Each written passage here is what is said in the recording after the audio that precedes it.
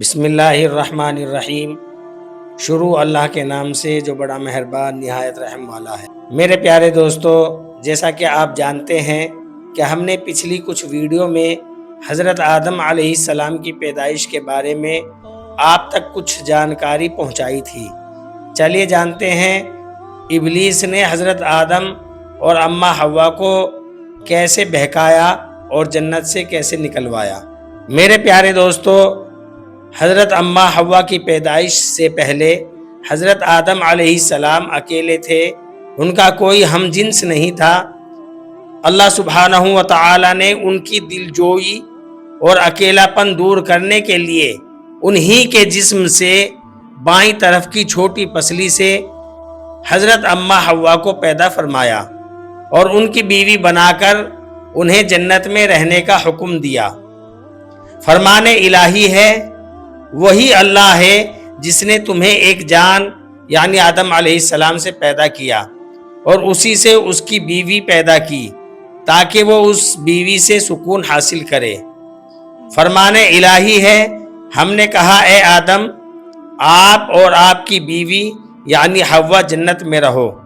رسول اللہ صلی اللہ علیہ وسلم نے ارشاد فرمایا، عورتوں سے حسن سلوک سے پیش آؤ کیونکہ وہ ٹیڑھی پسلی سے پیدا کی گئی ہے۔ جب اللہ سبحانہ و تعالی نے حضرت آدم علیہ السلام کو عزت و اکرام سے نوازتے ہوئے جنت میں رہنے کا حکم دیا اور کہا تم دونوں جنت میں رہو، سکون کے ساتھ کھاؤ اور پیو بڑے آرام سے، اور جو یہ درخت ہے اس کے قریب بھی مت جانا۔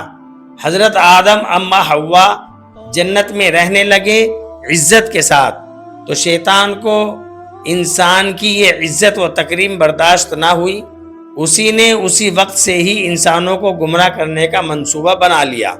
انسان سے دشمنی کے لیے اس نے اللہ تعالیٰ سے مہلت مانگی تھی، اللہ عز و جل نے اسے قیامت تک کے لیے مہلت دے دی۔ فرمان الہی ہے، اس یعنی شیطان نے کہا اے اللہ، چونکہ آپ نے مجھے گمراہ کر دیا ہے اس لیے میں ان انسانوں کو گمراہ کرنے کے لیے آپ کی سیدھی راہ پر گھات لگا کر ضرور بیٹھوں گا، پھر ان پر حملہ کروں گا، ان کے آگے سے بھی، پیچھے سے بھی، دائیں سے بھی اور بائیں سے بھی، اور آپ ان میں سے اکثر کو شکر گزار نہ پاؤ گے۔ ابلیس نے کہا اے میرے رب، مجھے اس دن تک مہلت دے دیجئے جب لوگ دوبارہ زندہ اٹھائے جائیں گے۔ اللہ تعالیٰ نے فرمایا تجھے مہلت دی جاتی ہے اس دن تک جس کا وقت معلوم یعنی مقرر ہے۔ ابلیس نے کہا آپ کی عزت کی قسم، میں ان سب لوگوں کو بہکا کر رہوں گا سوائے تیرے مخلص بندوں کے۔ رسول اکرم صلی اللہ علیہ وسلم نے فرمایا یقین مانو شیطان آدم علیہ السلام کی اولاد کو گمراہ کرنے کے لیے اسلام کی راہ پر بیٹھا ہوا ہے۔ ان کے دلوں میں وسوسہ ڈالتا ہے کہ افسوس تم اپنے باپ دادا کا دین چھوڑ کر مسلمان ہو رہے ہو۔ سعادت مند لوگ اس کی بات ٹھکرا کر مسلمان ہو جاتے ہیں، پھر شیطان جہاد کی راہ بیٹھ کر کہتا ہے کہ جہاد کیوں کرتے ہو، تم مارے جاؤ گے، تمہاری عورت کسی اور سے نکاح کر لے گی اور تمہارا مال تقسیم کر لیا جائے گا۔ مگر سعادت مند لوگ اس کی بات رد کر کے جہاد کے لیے نکل پڑتے ہیں۔ ایسے لوگ یقیناً جنتی ہیں، خواہ شہید ہو جائیں یا ڈوب کر یا کچل کر مر جائیں۔ اللہ تعالیٰ نے ابلیس کو قیامت تک کے لیے مہلت دینے کے بعد نوع انسان کو ابلیس کی دشمنی سے آگاہ فرما دیا اور یہ وضاحت کر دی کہ تمہارا سب سے بڑا دشمن شیطان ہے، اس سے بچنے کی ہر ممکن کوشش کرو۔ یہ بڑا چالاک اور چھپ کر وار کرنے والا ہے، تم اسے اور اس کے چیلوں کو نہیں دیکھ سکتے لیکن وہ تمہیں دیکھ رہا ہوتا ہے۔ اسی نے تمہارے ماں باپ کو دھوکہ دے کر جنت کی آرام دہ زندگی سے محروم کروا دیا تھا۔ ابلیس نے جب یہ دیکھا کہ اللہ تعالیٰ نے حضرت آدم اماں حوا کو عزت دیتے ہوئے انہیں جنت میں رہنے کا حکم دے دیا ہے تو حسد کی آگ میں جل گیا اور انسان سے دشمنی کا عملی مظاہرہ کرتے ہوئے انہیں جنت سے نکلوانے کے لیے چال چلنے لگا۔ وہ بڑا ہمدرد بن کر حضرت آدم اما حوا کے پاس آ کر کہنے لگا کہ تمہیں معلوم نہیں کہ اس درخت کے قریب جانے سے تمہیں کیوں روکا گیا ہے؟ میں تمہیں ایک راز کی بات بتاتا ہوں۔